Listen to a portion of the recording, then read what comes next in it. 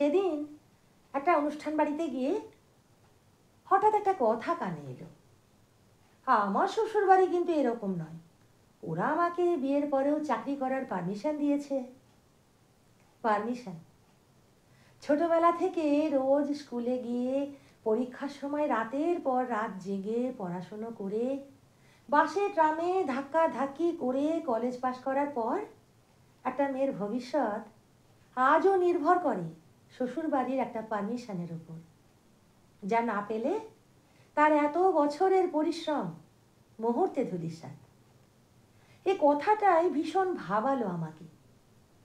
আমাদের চারপাশে এরকম তো কত মেয়েই আছে, তারা ঠিক জানেই না কোন জিনিসগুলো তাদের অধিকারের আওতায় পড়ে। আর সেজন্যই অনেক পুরুষ গর্ব করে বলে বেড়ায়, আমি আমার বউকে যথেষ্ট স্বাধীনতা দিয়েছি। প্রতি বছর নারী দিবস আসে, সোশ্যাল মিডিয়ায় নারীদের অধিকার ক্ষমতায়ন নিয়ে গাদা গুচ্ছে লেখা লেখি ভিডিও সব কিছুই চোখে পড়ে। কিন্তু এই সব কিছু থেকে দূরে ভিড় বাসে কোনো পুরুষের কোনোই ছুঁয়ে যায় কলেজ পড়ুয়া কোনো মেয়ের বুক, অথবা রান্নায় নুন বেশি বলে সেদিন ভাত নয় বরের মার জোটে বউটির ভাগ্যে। আমরা জানতেই পারি না। এরকম অনেক কিছুই অজানা থেকে যায় আমাদের। শাড়িতে হলুদের দাগ, চুল উস্কো খুস্কো, সারাদিন বাড়ির কাজ সামলানো পাশের বাড়ির মহিলাটি হয়তো এক সময় তাক লাগিয়ে দিতেন সব্বাইকে নজরুল গীতি গেয়ে। কিংবা রোজ সকালে যে মেয়েটা চুড়িদার পরে 6 টাকার কেক খেতে খেতে সকাল 8টার বাসে অফিস যায়, সে হয়তো এক সময় স্টেট লেভেলে বাস্কেটবল খেলতো। এই আত্মত্যাগের গল্পগুলো নিয়ে খুব একটা আলোচনা হয় না, কারণ এরকম তো কত হয়েই থাকে। নারী মানেই তো মায়ের জাত, তাই তাদের শরীরে মায়া দয়াও বেশি। সেজন্য ছেলে তাড়িয়ে দেওয়ার পরেও বৃদ্ধা মা আইনের দ্বারস্থ হন না। পাছে ছেলেকে পুলিশে ধরে নিয়ে যায়। একদিন যার পাতে নিজের ভাগের মাছটাও তুলে দিয়েছেন, কি করে দেখবেন তাকে লকআপের ভিতরে? বদনামের ভাগিদারও সেই মেয়েদেরই হতে হয় বেশি। বহু বছরের প্রেম আচমকা একদিন অন্য কাউকে বিয়ে করে নিলে প্রেমিকটিকে নয়, প্রেমিকাটিকেই লুকিয়ে বাঁচতে হয় সমাজের থেকে। নানা লোকের নানা রকম প্রশ্নে তাকে জেরবার হয়ে উঠতে হয়, নানা লোকের নানা রকম প্রশ্নে তাকে হাঁপিয়ে উঠতে হয় প্রতিনিয়ত। স্যারের লোলুপ দৃষ্টি থেকে বাঁচতে স্লিভলেস কুর্তি পরা কোচিং ক্লাসের মেয়েটা কখন যে জড়সড় ফুল হাতায় বদলে যায় কোচিং ক্লাসের কেউ টেরই পায় না। একটু রাত অবধি একটা মেয়েকে অনলাইন দেখলে মনটা ছুকছুক করে ওঠে একটু চান্স মেরে দেখতে। কিংবা পার্টিতে একটা মেয়ে একটু হেসে খেলে কথা বললেই মনে হয় সে হয়তো সিগন্যাল দিচ্ছে।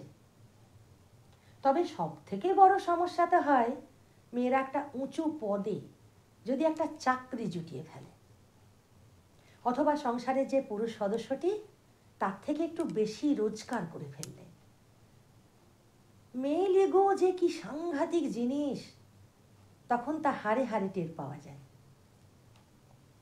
অফিসের বস মেয়ে, দূর, তাও আবার হয় নাকি? রেস্টুরেন্টে খেতে গিয়ে বউ বিল মেটাবে?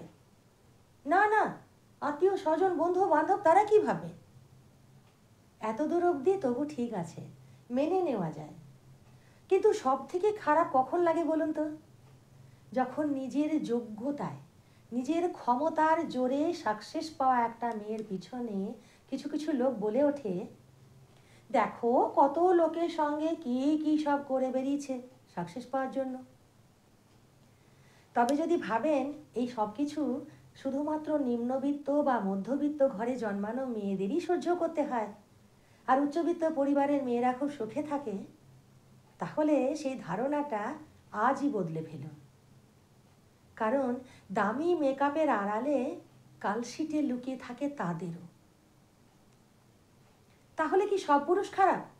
হুম, একেবারেই তা নয়।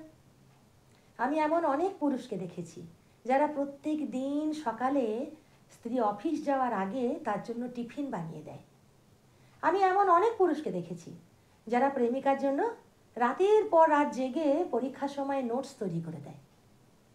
আমি এমন অনেক পুরুষকেও জানি যারা অসুস্থ স্ত্রীর সেবা করে যান বছরের পর বছর। কিন্তু এটাই তো স্বাভাবিকতা, কাঁধে কাঁধ মিলিয়ে একসঙ্গে লড়াই করাটাই তো স্বাভাবিকতা।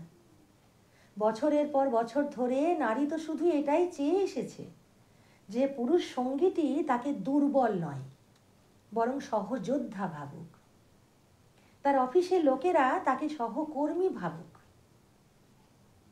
কথা যখন হচ্ছে তখন তো সেই সব মেয়েদের কথাও বলতে হয় যারা বয়ফ্রেন্ড বা প্রেমিকের টাকায় নতুন নতুন ফোন কিনে, নতুন নতুন পোশাক কিনে ফলাও করে বেড়ায় চারিদিকে, যারা রেস্টুরেন্টে খেতে গিয়ে বিল পেমেন্ট করার ঠিক একটু আগে তাদের ব্যাগটা সরিয়ে রেখে দেয়, বয়ফ্রেন্ডকেই বিলটা দিতে হয়। কথা বলতে হয় সেই সব মহিলাদের প্রসঙ্গেও যারা নিজেদের ফ্রাস্ট্রেশন ঢাকতে অন্য মহিলাদের দিকে কথায় কথায় আঙুল তোলে। আপনারা নিজেরা হয়তো খুব ভালো থাকছেন, কিন্তু কি জানেন তো, বহু বছর ধরে একটা লড়াইকে আপনারা ক্রমশ শেষের দিকে ঠেলে দিচ্ছেন। আসুন না, আমরা সবাই বরং একটু স্বাবলম্বী হতে শিখি, আকাশে ভর দিয়ে ডানা ঝাপটাতে শিখি। আকাশে ওড়াটা তাহলে হয়তো একদিন খুব একটা কঠিন হবে না। দেখবেন আমাদের দেখে সাহস পেয়ে আগামী প্রজন্মের মেয়েরাও এগিয়ে আসছে এই লড়াইটা জিতে নেওয়ার। আর তারপর একদিন আমরাও পাবো সমান সমান পৃথিবীর অধিকার।